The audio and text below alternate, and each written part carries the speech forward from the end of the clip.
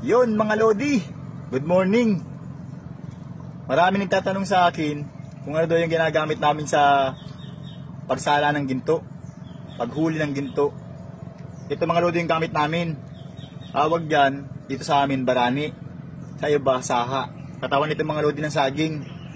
Yung katawan ng saging, tatanggalin mo lang yung isa-isa. Tapos tatanggalin mo lang yung balat niya. Ito yung matitira. Yan. Tapos ito naman yung tawag dito sa amin, akawan. Yan o, mga Lodi o, may mga butas. Yan.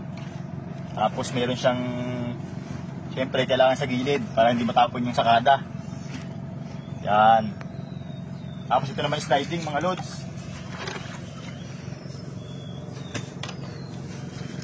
Ito naman yung sliding. Talagay niyo mga Lods itong mga barani natin.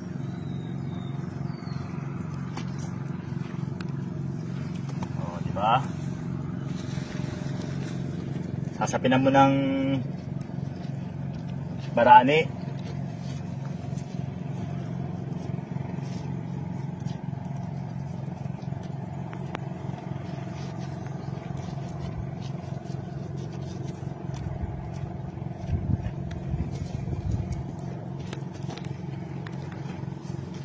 Yan. Grabe, ang lalapad ng barani namin.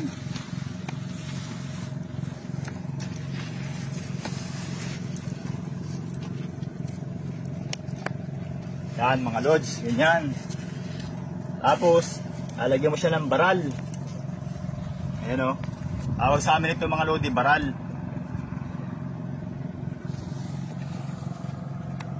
Kailangan mga Lodi ng baral para yung mga ginto, lalo na yung mga malaki-laki, hindi siya matapon dire-diretso. Ayan o.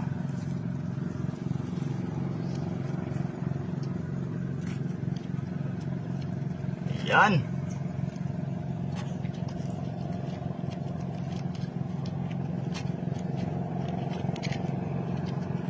Diba? Yan mga Lods.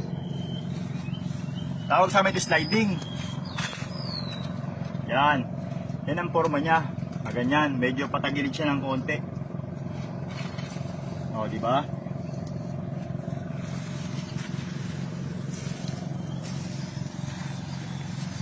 Tapos, lagay natin yung akawan. O, diba? Alagay mo ngayon dito yung sakada mo dito. Ito nga pala yung forma ng akawan natin. Ayan o. Kailangan meron siyang salulo. Yan. Tapos mga butas niya. Ayan. Yan mga Lods. Pag mayroon kang ganito, pwede ka na magsampul sa inyo. Kung sa tabi kayo ng sapa o ng ilog, may mga batuhan dyan, may buhangin, pwede kayong maggamit ng pala. Pwede nyo direkta yun, direkta lang. Kahit di na kayo magpatnaw, basta buhangin tsaka batuhan. Yan, makasala na dyan yung ginto sa barani. Yan mga Lods. Sa mga nagtatanong dyan, sana nasagot ko yung katanungan nyo ng tama. Hindi po ako masyadong magaling magpaliwanag, pero yun lang po yung kaya ko, may paliwanag. O, diba? Full na yung ginto dyan.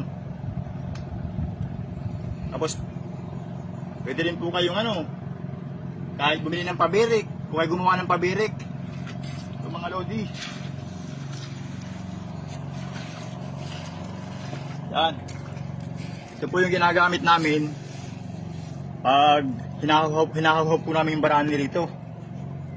Yan po namin yung hinahaw. Bali, yan po siya para siyang planggana. Yan. Para po siyang planggana dyan. Tapos, ikot-ikot lang kayo. Pataas. O, diba? Siyempre, kailangan nyo ng pala. Kailangan may pala din kayo. Pangrangka.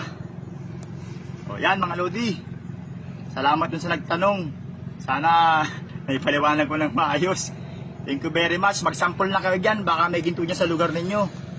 Mga Lods, huwag niyong kalilimutan mag-follow, like, and share. Maraming salamat po dun sa mga solid supporter po natin, sa mga nagpa-follow, mga nagla-like, at sa mga nag-share. Thank you very much po mga Lods.